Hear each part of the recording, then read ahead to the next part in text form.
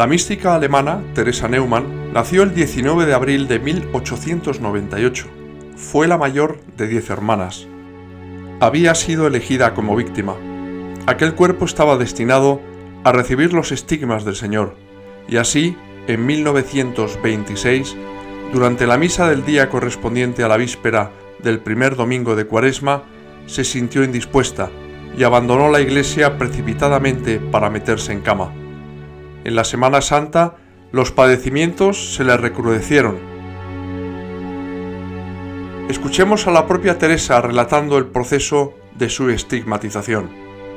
A mediados de la Cuaresma, escribía: la noche del jueves al viernes me hallaba en la cama, sin pensar en nada de particular. De repente, veo delante de mí al Salvador. Estaba postrado de hinojos en el huerto de los Olivos. Esta vista era muy clara: árboles, verdor, rocas. Estaba el Señor solo y no había ningún ángel próximo a él. Al contemplar a Cristo, sentí un dolor tal en el costado izquierdo que creí entrar en agonía. A la noche siguiente vi al Señor flagelado, atado a un poste, y la sangre brotó de nuevo de mi costado. Transcurrió una semana, y vi entonces cómo al Señor le ponían la corona de espinas, reproduciéndose en mi alma la misma manifestación de la sangre. El viernes precedente al domingo de Ramos le vi subir al Calvario. De mi costado brotó sangre nuevamente. Teresa procuró, en principio, ocultar aquel misterio a sus padres, que sufrían ante las continuas manifestaciones de dolor de su hija. También se puso un chal sobre los hombros para disimular con él las manchas de su ropa.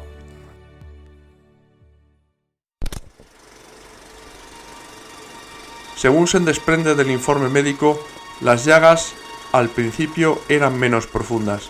La presión en el anverso de la mano y del pie le era más sensible que en la palma o en la planta. La herida del costado tenía un diámetro de 3,5 centímetros. Según Teresa, esta herida atravesaba su corazón, y de ahí la causa de la gran debilidad que sentía y de los vanecimientos que se le producían cuando realizaba algún esfuerzo. Los estigmas de las manos han sido descritos por el capellán Fassel en los siguientes términos: se ve en la palma de su mano un agujero embudiforme con 4 esquinas, repleto de sangre pura y cuajada. La costra que se ha formado presenta en los últimos años cierta elevación sobre la superficie. Con los estigmas recibe la misma impresión que si la atravesaran. En los estigmas se ha formado desde hace poco tiempo una prominencia de carne finísima que se alarga en la palma de la mano, en forma de brote, mientras que la parte opuesta adopta la forma de la cabeza de un clavo. Por encima de la costra se extiende una piel finísima y transparente, con sus nerviaciones correspondientes, parecida a la capa superior de la epidermis. Llega un punto en que los estigmas se tornan más claros. Al trasluz de la tenue piel se ve cómo la sangre negra parece que se torna roja y fluida. La ola de sangre choca varias veces contra el mismo punto de la piel, hasta que la quiebra. Gruesas gotas de sangre corren de tiempo en tiempo sobre la palma y dorso de la mano, bajando hasta las muñecas y de allí a lo largo del brazo hasta el codo, pues tiene los brazos algo levantados. Los estigmas internos de la mano parecen más pequeños que la abertura de fuera. Las mismas características tienen los estigmas de los pies, a pesar de los cuales Teresa puede andar bien, pero provista de un calzado especial. Cuando contemplan la coronación de espinas, se le abren en la parte de atrás de la cabeza 8 pequeñas llagas que forman 8 grandes manchas de sangre sobre el paño que la recubre. La coronación la sintió por primera vez el día 5 de noviembre de 1926, viernes dedicado al Sagrado Corazón de Jesús, y las hemorragias más intensas comenzaron a partir del 19 de noviembre. Los ramalazos de la flagelación que recibe en el pecho y espalda, tiñendo de sangre la camisa, no aparecieron hasta el Viernes Santo de 1929. A partir de entonces, y también al contemplar al Salvador cargado con 3 troncos atados entre sí, se le marca en el hombro derecho una intensa herida con sangre proporcionada al tamaño y peso de los leños de la cruz.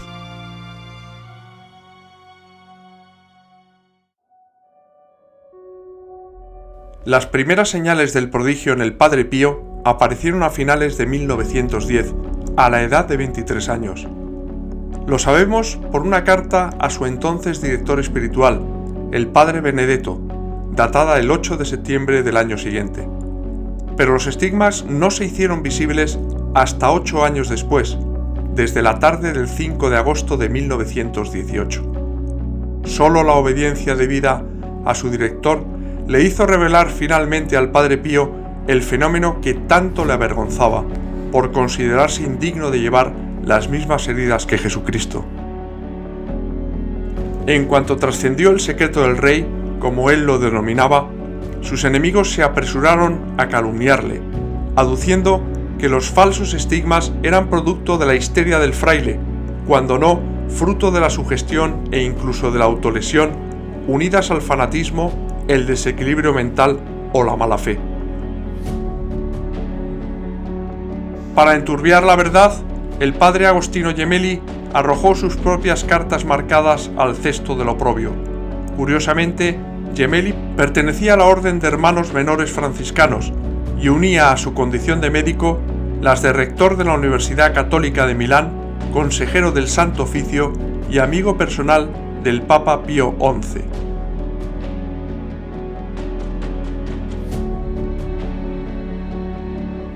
Gemelli, precisamente, escribió un tratado para demostrar que todos los estigmatizados, a excepción de San Francisco de Asís y de Santa Catalina de Siena, eran poco más o menos que unos farsantes, y naturalmente el Padre Pío figuraba, a su juicio, entre ellos. Gemelli osó entonces entregar al pontífice un informe denigratorio sobre el Padre Pío sin haber examinado sus estigmas, al contrario que Romanelli y Festa, quienes tras estudiarlos minuciosamente desenmascararon finalmente a Gemelli. La autosugestión era un camelo, no por creer que fuese un buey, al Padre Pío iban a salirle cuernos en la cabeza. Muy pronto, el convento de San Giovanni Rotondo, al sur de Italia, donde vivió el Padre Pío los últimos 52 años de su vida, se convirtió en el principal observatorio médico del planeta. Luigi Romanelli fue el primer médico que visitó el convento para examinar al fraile en mayo y julio de 1919. En octubre estuvo allí el doctor Giorgio Festa, que repitió la visita en julio de 1920 acompañado de Romanelli.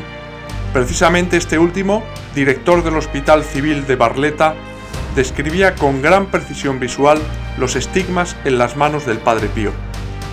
En las regiones palmares de ambas manos y propiamente al nivel del tercer metacarpo se aprecia a simple vista una pigmentación de la piel de color rojo vinoso en una superficie del tamaño de una moneda de bronce de 5 centavos en la mano derecha y de 2 centavos en la mano izquierda. Los contornos aparecen con leves franjas, de forma casi circular. Observándolos con cuidado, se aprecia en esa zona de la piel un epitelio, o más bien, una membrana reluciente, algo levantada en el centro. Aplicando el pulgar en la palma de la mano y el índice en el dorso, y haciendo presión, que resulta muy dolorosa, se tiene la percepción exacta del vacío existente entre ambos dedos.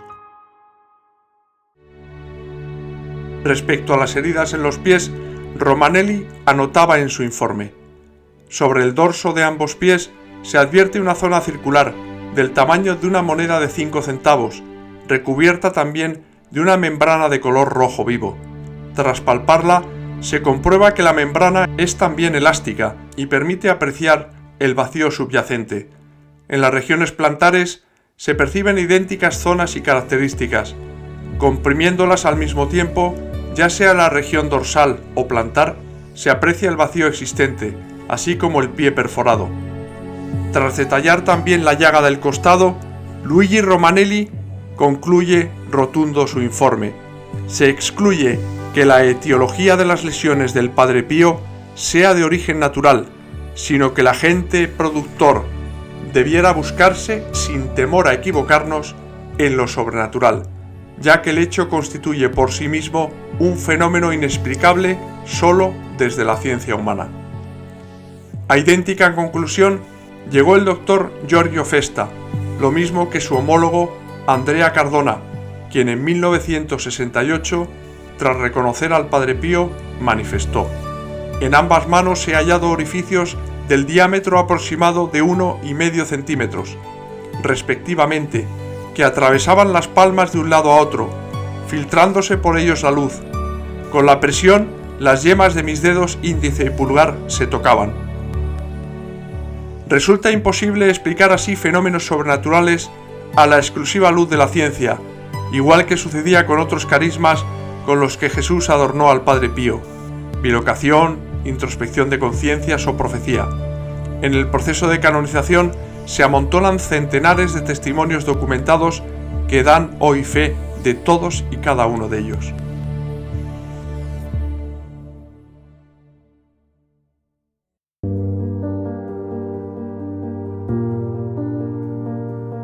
El amor ilimitado de la Madre Esperanza le hacía reclamar a Jesús cuantos más sufrimientos mejor, hasta que el 24 de febrero de 1928, a la edad de 34 años, le aparecieron por primera vez los estigmas en manos, pies y costado, precedidos de copiosos sudores de sangre manifestados sobre todo en las noches del jueves al viernes de Pasión.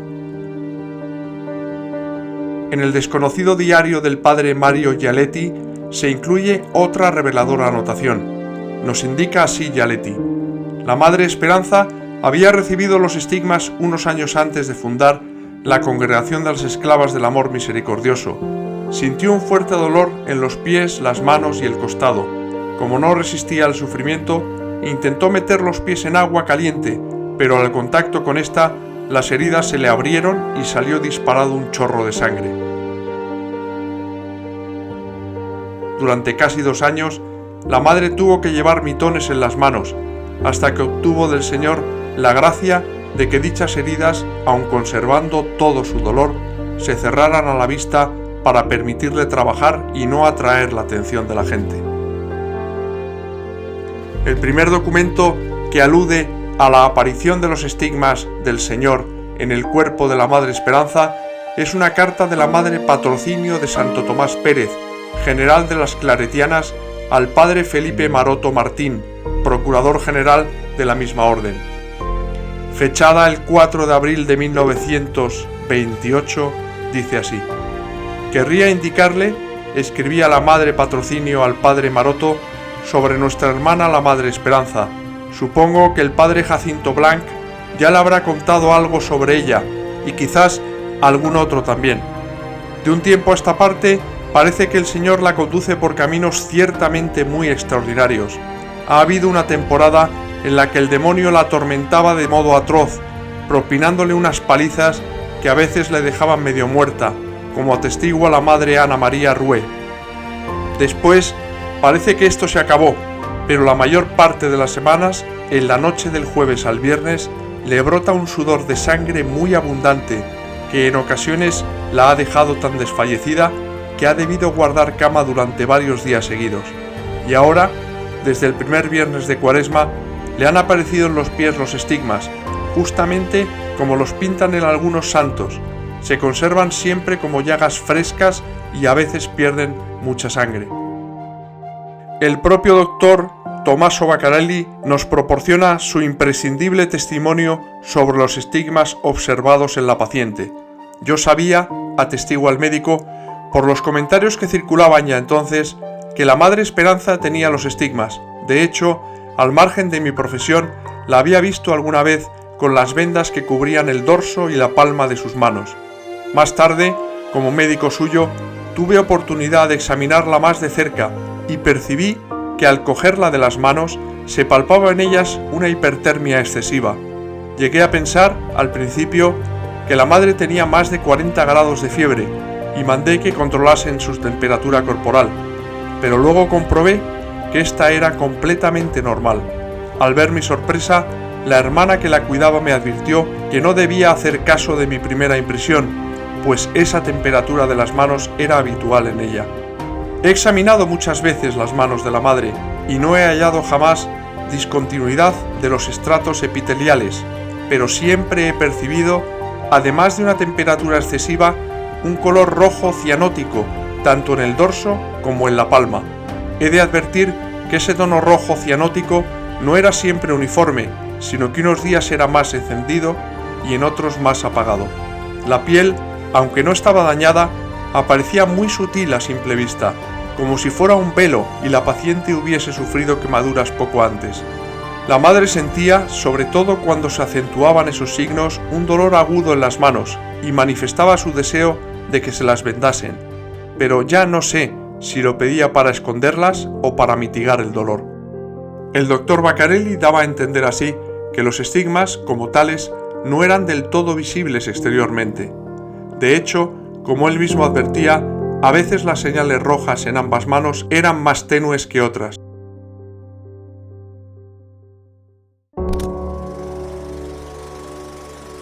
Los estigmas de las manos desaparecieron como la Madre Esperanza le pidió al Señor, confirma el padre Enzio. En su lugar, el Viernes Santo apareció una mancha roja. Permanecieron, en cambio, las heridas de la coronación de espinas. Estas últimas tuve ocasión de verlas yo mismo. La madre decía que las espinas eran largas y penetraban en la carne. El testimonio de la madre María Aurora de Santo Tomás Samaniego disipa cualquier duda sobre la estigmatización. Hacía poco tiempo, recordaba la madre María Aurora, que había pasado la Cuaresma, durante la cual la fundadora quedó definitivamente estigmatizada. A raíz de esta, ella empezó a resentirse del corazón. El doctor Grinda, quien lleno de admiración pudo contemplar los 5 estigmas y atravesar con su propio índice los pies de la Madre Esperanza de un extremo a otro, quiso consultar el caso con el cardiólogo Carrión. Este médico, que ignoraba la acción sobrenatural obrada en la Madre Esperanza, le hizo una radiografía y al comprobar que el corazón estaba perforado, se alarmó muchísimo. Le dijo a la Madre Pilar que la llevase en el coche muy despacio, pues corría el riesgo de fallecer por el camino. Además de evidenciar sus pies taladrados, por cuyos orificios de entrada y salida había introducido su propio índice el doctor Grinda como si nada, la Madre María Aurora confirmaba el fenómeno místico de la transverberación, llamado poéticamente el asalto del serafín, en recuerdo del ángel que traspasó con su lanza de fuego el corazón de Santa Teresa. Como un poema debió ser también el rostro estupefacto del doctor Carrión al observar en la radiografía el corazón perforado de su paciente.